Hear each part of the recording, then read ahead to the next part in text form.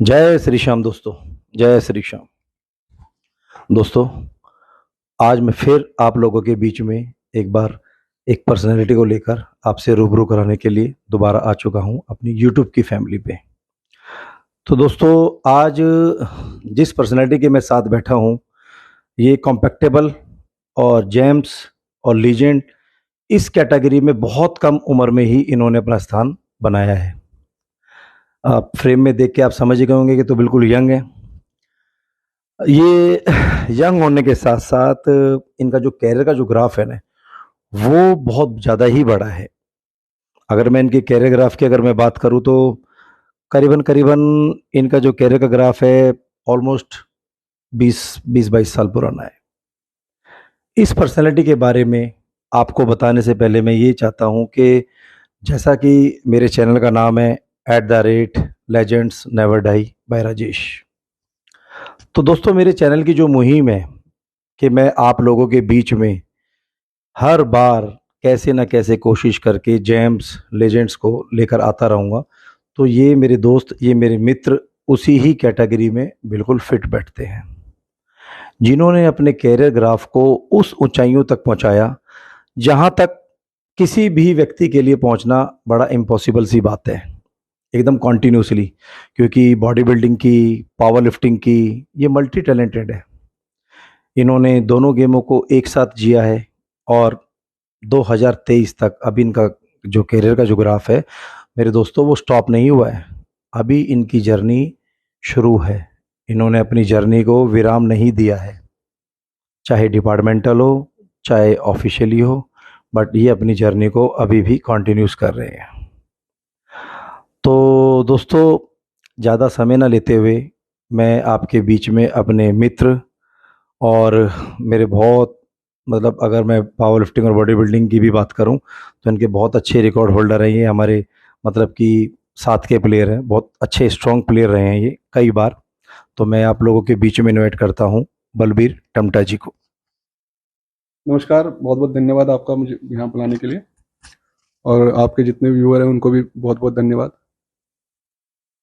तो बलबीर भाई, आप ये बताइए कि आपने जो अपनी जिमिंग की शुरुआत है वो कब और कौन से साल में शुरू की थी? सर मैं जब स्कूल कर रहा था, मतलब 2000 सन 2000 की बात है, जब मैं 10th में पढ़ता था। तब मैं अपना थोड़ा थोड़ा स्टार्ट किया है जिम जाना, और वर्कआउट वगैरह जो दोस्त करते थे मेरे, उनके उनको देख देख के अपना स्टार्ट कर दिया था मैंने। तो 2000 से मेरी स्टार्ट हुई है सारी जिमिंग वगैरह जी। तो सन 2000 में आपने भाई जब ये जिम ज्वाइन किया तो आपने अपने घर के पास किया या कोई फेमस जिम था जहाँ पर आपने जाके अपना एडमिशन लिया? नहीं सर, ऐसा होता था जब हम लोग, मैं स्कूल जाया करते थे मेरे दोस्त और मैं। तो सरोज नगर में स्कूल हुआ करता था हमारा। तो जिस रास्ते से हम जाते थे उस रास्ते तो नहीं पड़ता था वो जिम, पर आते वक्त हम उसी रास्ते आते थे जहाँ पे एक जिम हुआ करता था। तो हम जब आते थे वहाँ पे लोग जाते थे, आते थे, आते आते दिख जाते थे लोग, तो हमें उनको देख के थोड़ा रहता था कि यार हम लोग भी थोड़ा थोड़ा करते हैं स्टार्ट। तो उसी जगह की हम लोगों ने वहाँ से शुरुआत की है। सिंधिया पोट्री एक जगह जगह है वहाँ पे, उसके साथ में एक स्कूल हुआ करता था, युवा केंद्र था उसमें बना हुआ। तो वहाँ से मेरी शुरुआत हुई है एक्सरसाइज करने की। तो वहाँ पे हमने शुरू शुरू में स्टार्ट वहीं से किया है। मतलब भाई, आप ये कहना चाहते हैं कि जो आपके घर के पास एक युवा केंद्र था, जिसे हम अगर बोले तो सरकारी जिम था, आपने एक सरकारी जिम से अपने करियर की शुरुआत करी। तो दोस्तों, मैं आपको बताना चाहता हूँ कि बलबीर भाई का अगर मैं इनका जो ग्राफ है बॉडी बिल्डिंग का और पावर लिफ्टिंग का, वैसे तो प्योरली पावर लिफ्टर हैं, बट इन्होंने अपना हाथ आजमाने के लिए बॉडी बिल्डिंग भी की और वहाँ पर भी बहुत अच्छी उपलब्धियाँ इनके पास है। तो मैं इनके कैरियर पे और इनके ग्राफ को अगर मैं आप लोगों को बताऊं मेरे दोस्तों, इन्होंने सन 2000 में, जैसा बलबीर भाई ने बताया, शुरुआत की। 2 साल की कड़ी मेहनत करने के बाद ये जूनियर नेशनल में एज ऑफ 17 में पार्टिसिपेट करने के लिए गए, जहां पर ये टॉप 20 में मैं अपना जो स्थान है प्राप्त किया। इन्होंने मेहनत को कॉन्टिन्यूसली करते हुए, क्योंकि इन्होंने हार नहीं मानी। अगर इन्होंने कहा कि मेडल नहीं है तो कोई ऐसी बात नहीं है, पर इन्होंने अपनी उस जर्नी को जारी रखा। 2003 में दोस्तों इन्होंने मिस्टर दिल्ली खेला सीनियर में, वहां पर गोल्ड मेडल हासिल किया। फिर 2004 में भी इन्होंने मिस्टर दिल्ली खेला, वहां पर भी गोल्ड मेडल हासिल किया। 2005 में भी मिस्टर दिल्ली बने। क्योंकि दोस्तों आप लोग सोच रहे होंगे कि कॉन्टिन्यूसली ये चैंपियन रहे और मिस्टर दिल्ली का खिताब इन्होंने अपने नाम किया, तो ये आगे नेशनल क्यों नहीं खेलने गए? दोस्तों, अगर आप लोग जो पुराने बॉडी बिल्डर हैं या पावर लिफ्टर हैं, वो सभी जानते हैं कि एक स्टेट चैंपियन बनने के बाद हमें नेशनल के लिए कितनी जद्दोजहद करनी पड़ती है, क्योंकि आज तक भी अगर मैं बात करूं, आज की भी बात करूं, तो किसी पावर लिफ्टर या बॉडी बिल्डर को इतनी आसानी से स्पॉन्सरशिप नहीं मिलती जो कि आमतौर पर किसी भी खेल को मिल जाती है। मैं किसी खेल के लिए ऐसे कोई ये स्पेशली नहीं बोलूंगा, बट हमारे गेम को जो बॉडी बिल्डिंग है या पावर लिफ्टिंग है, उनको स्पॉन्सरशिप मिलना अलादीन का चिराग है। तो दोस्तों, इन्होंने अपनी जर्नी को जारी रखते हुए 2008 में इंटर मिनिस्ट्री में इन्होंने बॉडी बिल्डिंग का में हाथ आजमाया, वहां पर इन्होंने गोल्ड मेडल प्राप्त किया। 2008 में ही ऑल इंडिया सिविल सर्विस में इन्होंने सिल्वर मेडल प्राप्त किया बॉडी बिल्डिंग में दोस्तों। फिर 2009 का इन्होंने रेस्ट किया। 2010 में मिस्टर दिल्ली पावर लिफ्टिंग में फिर दोबारा इन्होंने एंट्री की, वहां पर गोल्ड हासिल किया। 2010 में ही सीनियर नेशनल में इन्होंने gold medal plus record holder रहे। 74 केजी में इन्होंने 272 किलो डेड लिफ्ट में अपना एक रिकॉर्ड होल्ड किया, जो कि एक बहुत बड़ी बात है। 2011 में फिर ये मिस्टर दिल्ली में गोल्ड मेडल प्राप्त किया इन्होंने, और नेशनल में भी अपना मेडल प्राप्त किया। बल्कि कि 2011 में तो आप स्ट्रॉन्ग मैन भी रहे ना वहाँ नेशनल में? 2012 में स्ट्रॉन्गमैन रहा। अच्छा अच्छा, काशीपुर में कंपटीशन हुआ था नेशनल में। जी जी जी। तो 2012 में इन्होंने फिर दिल्ली स्टेट बन के नेशनल में सिल्वर मेडल लिया, और 2013 में दिल्ली स्टेट फिर खेले, फिर नेशनल में इन्होंने ब्रॉन्ज मेडल लिया। 2014 में इन्होंने आराम किया, थोड़ा सा बॉडी में थोड़ी प्रॉब्लम थी तो इसलिए आराम करने के बाद 2015 में वापसी की, और दोस्तों बहुत खतरनाक वापसी करी। 2015 से लेके 2019 तक इंटर मिनिस्ट्री और ऑल इंडिया सिविल सर्विस में गोल्ड मेडल प्राप्त किए। 2017 में इन्होंने स्टेट और नेशनल में गोल्ड मेडल हासिल करने के बाद इन्होंने अपना सिलेक्शन जो है मिस्टर एशिया में किया। वहां पर भी इन्होंने मिस्टर एशिया में सिल्वर मेडल हमारे देश को दिलाया, जहां पर इन्होंने अपना, अपने स्टेट का और हमारे देश का नाम रोशन किया मिस्टर एशिया में सिल्वर मेडल प्राप्त करके। फिर 2020 से लेके 2023 तक इन्होंने लगातार इंटर मिनिस्ट्री में गोल्ड मेडल प्राप्त किया पावर लिफ्टिंग में। तो दोस्तों, मैं इनके जो कैरियर का जो ग्राफ रहा है वो बहुत ही दिलचस्प है, क्योंकि इन्होंने जो सरकारी नौकरी है एक छोटी सी उम्र में 2003 में ही इन्होंने ज्वाइन कर ली थी, और उस दौरान ज्वाइन करने के बाद इनकी जो जर्नी चली, फिर 2005 में इन्होंने एक बहुत बड़ी इंजरी का सामना किया। इनकी बैक में इंजरी हो गई थी, जिसके कारण ये 3 साल तक 2005 से लेके 2008 तक पावर लिफ्टिंग कंपटीशन नहीं खेल पाए थे। तो इन्हीं चीज़ों को, इन्हीं जज्बे को, इन्हीं जुनून को मैं लेजेंड्स की कैटेगरी में काउंट करता हूं, क्योंकि इतना लंबा ग्राफ कैरियर का, और जिसको मेरे को लिखते लिखते मेरे हाथों में दर्द हो गया। ये तो सिर्फ अभी एक एक जिसे कहते हैं एक मोटे तौर पे लिखा गया है। अगर मैं इनके छोटे मोटे कंपटीशनों को भी काउंट करूं तो इन्होंने कम से कम 150 से ज़्यादा प्रतियोगिताओं में भाग लिया है और वहां विजय प्राप्त की है। जो बलबीर भाई को अगर मैं काउंट करूं कि एज में, तो आप फ्रेम में देख के पहचान नहीं सकते कि ज़्यादा इनकी एज नहीं है, सिर्फ 38 साल की इनकी उम्र है। और इनके जो कैरियर का जो ग्राफ है वो 20 साल का है, क्योंकि इन्होंने 17-18 साल की उम्र से ही दोस्तों चैंपियनशिप खेलनी शुरू कर दी थी। ऐसा कुछ नहीं है कि लोग कहते हैं कि छोटी उम्र में अगर आप जिम जाओगे तो आपको ये प्रॉब्लम हो जाएगी। तो मुझे तो ये चीज़ें लगी नहीं इनका कैरियर देखने के बाद कि 17 साल की उम्र में जो इंसान जूनियर नेशनल में जाके कोशिश कर सकता है कंपटीशन में, तो वो तो कहीं से भी मुझे छोटे नहीं लगे ये। तो बलवीर भाई, आप ये बताइए कि जब आपको ये इंजरी हो गई थी जिस दौरान, उस दौरान आप 3 साल तक, मतलब जो आप इतने लवर थे मेडलिस्ट की, आपके अंदर एक मेडल की भूख रहती थी, आग रहती थी, और जब आपको ये 3 साल, अगर 2005 में जो इंजरी का आपको सामना करना पड़ा, तो ये आपने ये 3 साल कैसे मैनेज करे, मतलब कि उस इंजरी के साथ, ये जरा मेरे दोस्तों को बताइए। सर इंजरी तो हुई थी, वो मतलब ऐसी भी नहीं थी कि बहुत जल्दी ठीक होने वाली थी। इंजरी बैक में गैप आ गया था रीढ़ की हड्डी में।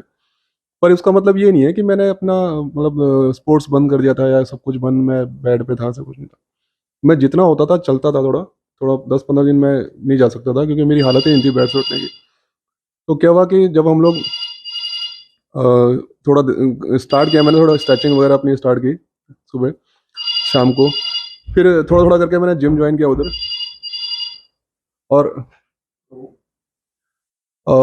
हमने क्या किया कि जब थोड़ा मैंने टीवी में देखा थोड़ा कुछ कभी कुछ, वो सब चीज़ करके अपनी स्ट्रेचिंग वगैरह करके फिर मैं अपना दोबारा जिम जाना स्टार्ट किया। तो 15 दिन के बाद जब मैंने स्टार्ट किया तो मेरे को समझ में आया कि यार थोड़ा थोड़ा करके ना मुझे थोड़ी इंप्रूवमेंट है, तो मेरे को टाइम लग गया।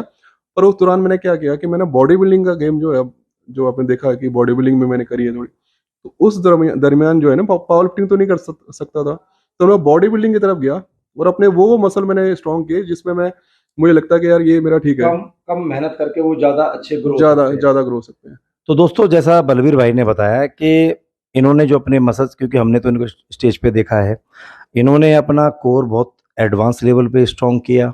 इन्होंने अपनी लेग्स पे बहुत ज़्यादा ध्यान दिया, जबकि इनको इंजरी थी, उसके बावजूद इन्होंने अपनी कंडीशन बहुत अच्छी बनाई, और जिसका रिकॉर्ड मैं आप लोगों को पहले दोस्तों बता ही चुका हूँ। ये इंटर मिनिस्ट्री लगातार पिछले 17-18 सालों से चैंपियन है।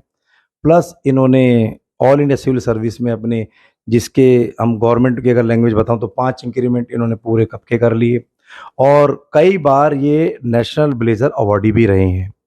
तो बलवीर भाई आप ये बताइए कि जिस दौरान आप ये प्रैक्टिस वगैरह आप अपनी करते हैं या तैयारी करते हैं, तो ये तो सिर्फ आपने अपने ऊपर फोकस किया, तो आपने इस दौरान कोई आपको ऐसा स्टूडेंट, ऐसा कोई आपका शागिर्द आपको मिला कि जिसको आपको कराने के बाद एक गर्व महसूस हुआ कि यार मैं भी अगर एक चैंपियन हूँ, बट मैं इस लड़के को तैयार कर कर भी ये भी एक चैंपियन बन सकता, तो एक एक प्लेयर से आपने अपने आप को कोच की कैटेगरी में थोड़ा सा महसूस किया, ऐसा कोई प्लेयर है आपके पास जिसने आपका नाम थोड़ा सा आपको लगा हो कि हाँ यार मैं भी एक गर्व महसूस कर सकता हूँ एज ए कोच?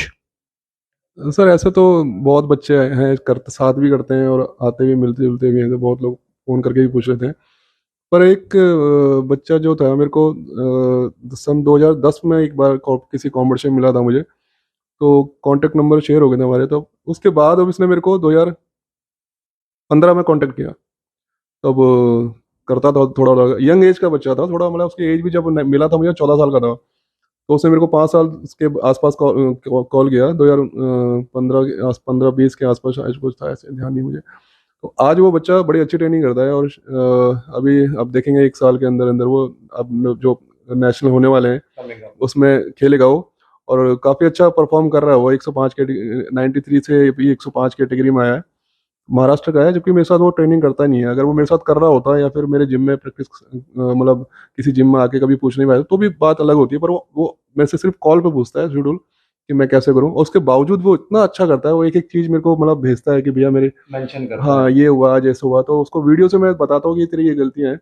तो उसमें डेडिकेशन इतना है कि वो मेरी बात को इतना अच्छे से समझता है। हाँ कि ऐसा बोला तो मेरे को ऐसा करना है। आज के टाइम पे वो कितना इंप्रूव है ना, आप मतलब इंप्रूवमेंट देखेंगे ना आप उसके अंदर, बहुत इंप्रूवमेंट है।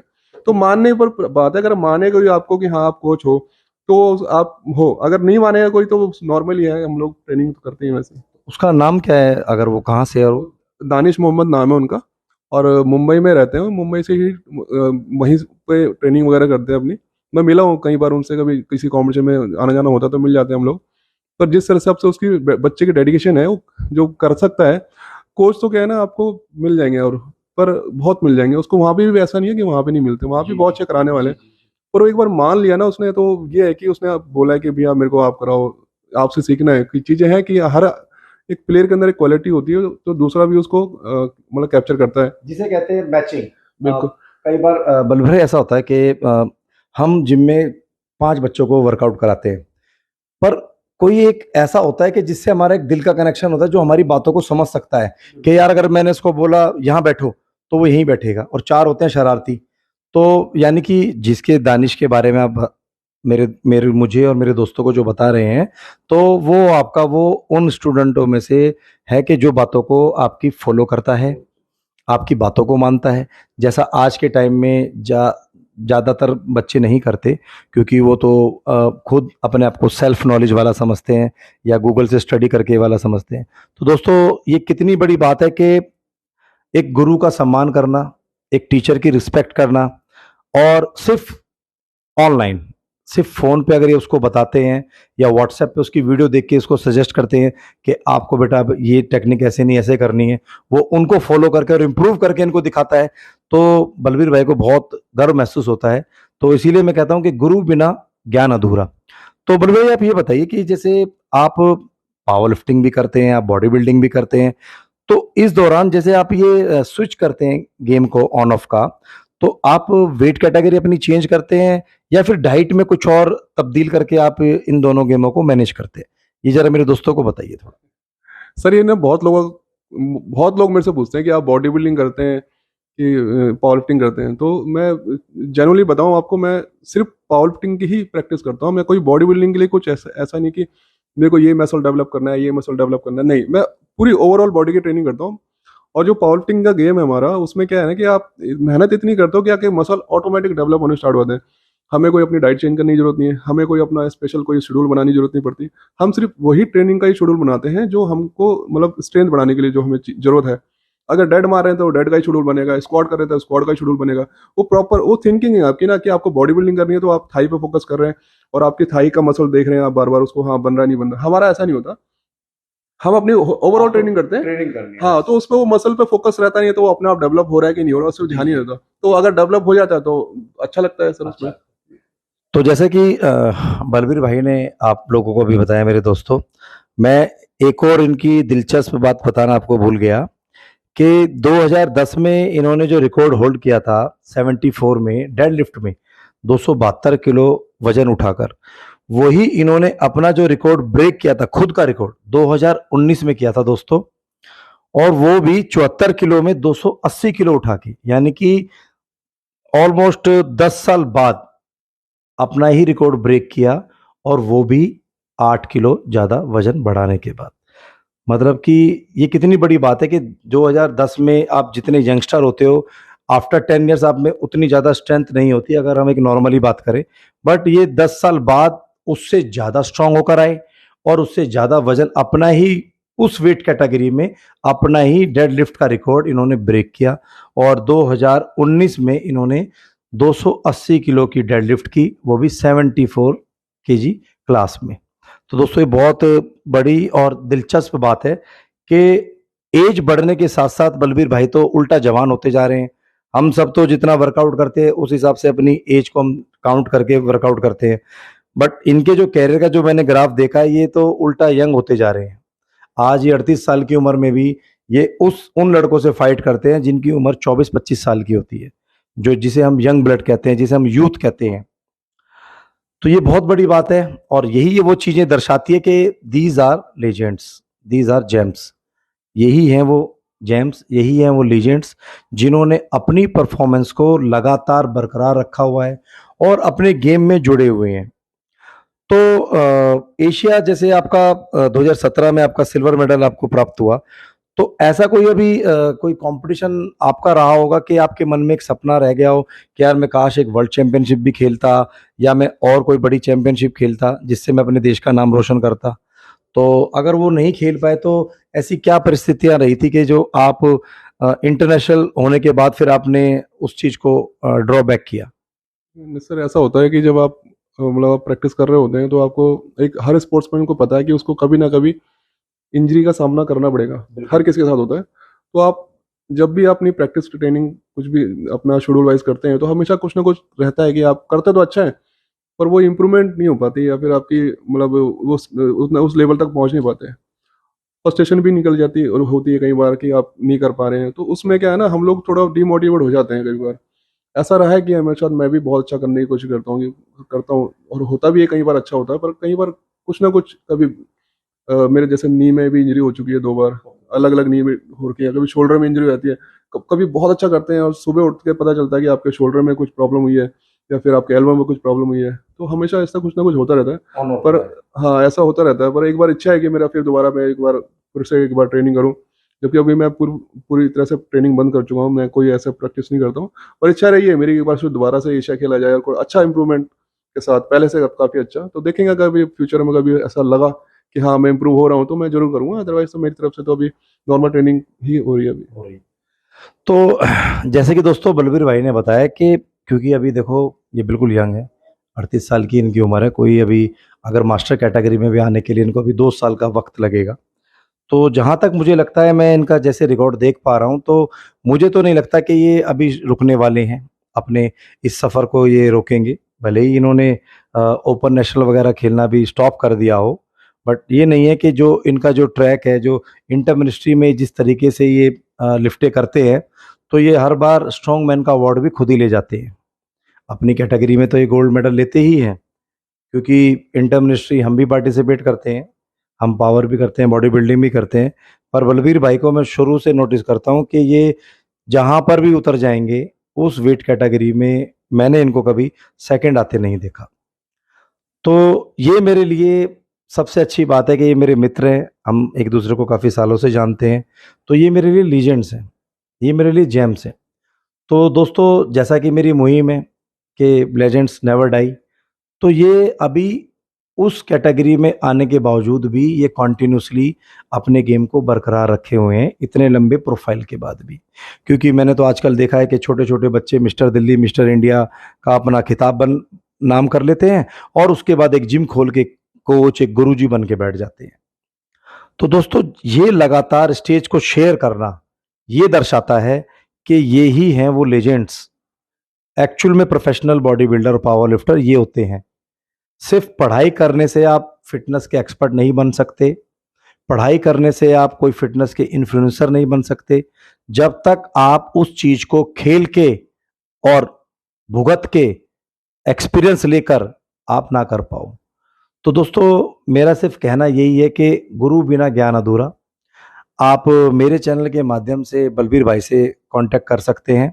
आपके अगर कोई सवाल हो, कोई जवाब हो, तो आप बिल्कुल मुझे कमेंट कीजिए, मैं वो सवालों का आपको आंसर दूंगा, बिल्कुल बलबीर भाई से कांटेक्ट करके। और आप लोगों के बिल्कुल हो सकेगा दोबारा एक और रूबरू होने के लिए हम इनसे टाइम लेंगे, क्योंकि आज भी बड़ी मुश्किल से मैं इनसे टाइम ले पाया हूँ, क्योंकि इनका जो प्रोफाइल है, इनका जो काम है, वो गवर्नमेंट जॉब में है ये, और वक्त नहीं रह पाता, और क्योंकि इनका फिर शाम का प्रैक्टिस का भी टाइम होता है।